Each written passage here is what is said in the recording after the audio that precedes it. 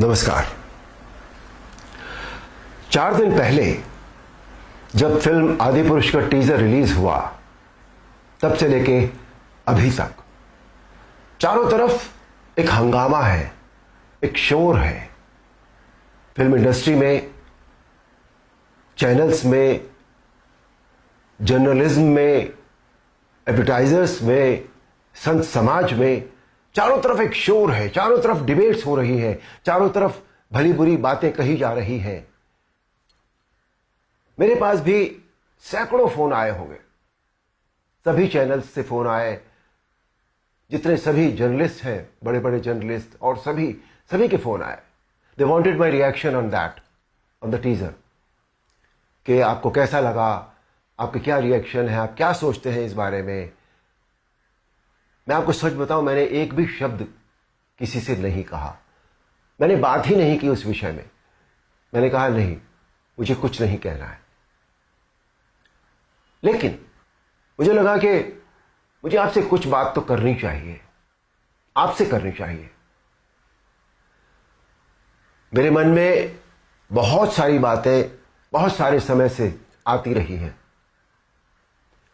और इस हंगामे को लेकर, इस इशू को लेकर मुझे लगा कि शायद यह सही समय है जब मैं अपनी बातें आपके साथ शेयर कर सकूं।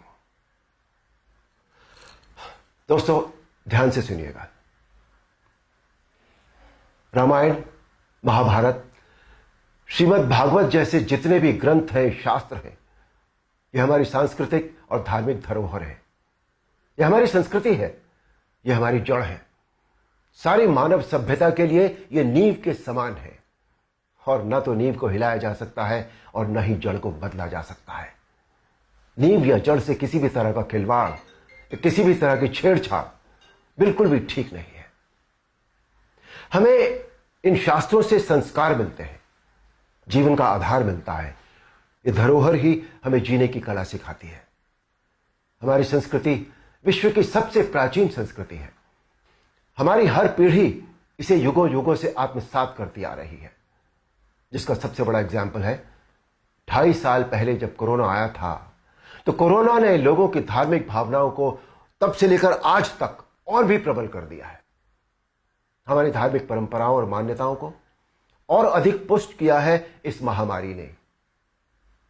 टीवी पर जब धारावाहिक रामायण प्रसारित हुई थी कोरोना के दौरान, तो रामायण ने एक विश्व रिकॉर्ड बनाया।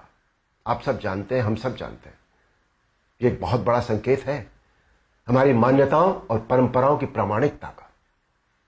इस बार यानी 2020 में रामायण आज की युवा पीढ़ी ने भी देखी, और 35 साल पहले बनी रामायण को पूरी श्रद्धा और आस्था से देखा, समझा और आत्मसात किया। आज जो बेहिसाब लोग मुझसे मिलते हैं, उनमें सबसे ज्यादा संख्या टीनेजर्स की होती है। दोस्तों, 500 साल के संघर्ष, अथक प्रयत्न और जद्दोजहद के बाद, न जाने कितना रक्त बहाने के बाद, हमें राम मंदिर के पक्ष में निर्णय मिला, और वहां एक भव्य मंदिर का निर्माण हो रहा है, जो 2024 तक पूरा भी हो जाएगा। अप्रिशिएट करने वाली बात यह है कि मंदिर को भव्यता देने के साथ साथ उसकी आत्मा और मौलिकता को ज्यों का त्यों रखकर यह मंदिर बन रहा है। हमें अपनी सभी सांस्कृतिक और धार्मिक धरोहरों और मान्यताओं को जैसी वो हैं वैसी ही बनाए रखना चाहिए। उनमें किसी भी तरह के बदलाव की न तो जरूरत है, न करना चाहिए, और न ही किसी और को करने देना चाहिए। भला कोई अपनी नींव हिलाता है क्या? कोई अपनी जड़ें बदलता है क्या? हमारी इन धार्मिक सांस्कृतिक मान्यताओं और परंपराओं को किसी भी तरह का कोई नयापन देने की आवश्यकता नहीं है। देखिए, मेरा प्रयास और कर्म तो यही है कि मैं इस जनरेशन को और अगली पीढ़ी को भी वही सिखाऊं, वही बताऊं, वही दिखाऊं जो वास्तव में सत्य है, शाश्वत है और सनातन है। एक बात और सोचने वाली है, किसी और धर्म की परंपरा या मान्यता में जब किसी भी प्रकार का बदलाव या नयापन नहीं किया जाता, तो हमारी सनातन धर्म की मान्यताओं, परंपराओं के साथ छेड़छाड़ आखिर क्यों? आजकल एक चलन सा बनता जा रहा है कि सनातन धर्म का मजाक बनाओ। देवी देवताओं के ऑब्जेक्शनेबल पोस्टर बनाओ, अभद्र भाषा में बोलता हुआ दिखाओ। आखिर किसने अधिकार दे दिया कि कोई हमारी धार्मिक आस्था से छेड़छाड़ करे या हमारी भावनाओं को ठेस पहुंचाए? कुछ फिल्म मेकर्स, कुछ राइटर्स, कुछ पेंटर्स, कुछ एक्टर्स, कुछ एडवर्टाइजर्स को इस बात का विशेष ध्यान रखना चाहिए कि वो क्रिएटिव लिबर्टी के नाम पर धर्म का मजाक न बनाए और न ही किसी की मान्यता या परंपरा को तोड़ मरोड़ कर प्रस्तुत करें। दोस्तों, ये किसी राजनीतिक पार्टी या धर्म के लिए नहीं, बल्कि पूरे देश के लिए एक स्वाभिमान बढ़ाने वाली बात है कि आज हमारे प्रधानमंत्री श्री नरेंद्र मोदी जी के नेतृत्व और कुशल मार्गदर्शन में देश के कोने कोने में सांस्कृतिक, धार्मिक और ऐतिहासिक धरोहरों को पुनः पहचान मिल रही है। स्थान स्थान पर कॉरिडोर बनाए जा रहे हैं जिनसे हमारी इन धरोहरों की रक्षा भी हो रही है, उनका पुनर्निर्माण भी हो रहा है, साथ ही उनकी मौलिकता भी यथावत रखी जा रही है।